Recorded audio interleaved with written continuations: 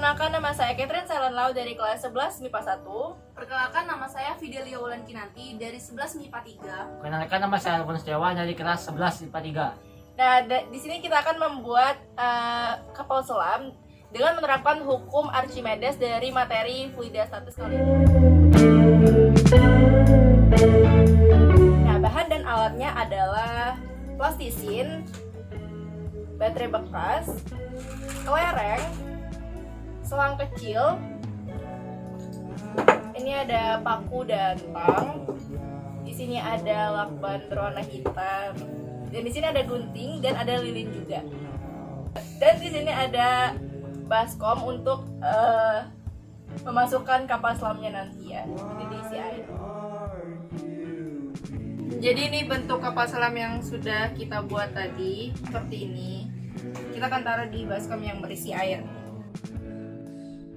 Kapal bisa mengapung karena perpindahan, yaitu keluarnya air untuk membuat ruang bagi benda yang masuk ke air. Ketika ada benda yang masuk ke air, ada dua tekanan yang terjadi. Pertama, ada tekanan ke bawah, yaitu gravitasi. Yang kedua, ada tekanan ke atas, yaitu daya apung. Karenanya, benda akan mengapung jika beratnya kurang dari jumlah air yang berpindah. Benda bisa mengapung atau tenggelam tergantung pada massa jenisnya. Jika massa jenis lebih besar dari air, maka benda akan tenggelam. Dan jika massa jenisnya lebih ringan, maka benda akan mengapung. Begitu juga dengan prinsip kapal selam. Kapal selam dapat mengapung, melayang, dan tenggelam karena prinsip dari hukum Archimedes yang menyatakan bahwa benda yang diletakkan di air akan memiliki gaya angkat ke atas sama besar dengan berat air yang dipindahkan. Gaya ke atas ini bertindak sebagai gaya apung yang berlawanan dengan gaya gravitasi. Kapal selam mengapung ketika gaya angkatnya ke atas lebih besar dari berat kapal selam. Lalu kapal selam akan melayang ketika gaya angkat sama besar dari berat kapal selam. Dan tenggelam ketika gaya angkat ini lebih kecil dari berat kapal selam.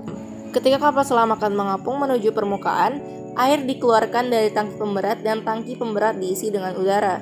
Ini membuat berat keseluruhan kapal selam lebih kecil dari gaya angkat air di sekitarnya, sehingga kapal selam terangkat ke atas. Sebaliknya, saat kapal selam akan menyelam, tangki pemberat diisi air dan udara di tangki pemberat dikeluarkan dari kapal selam.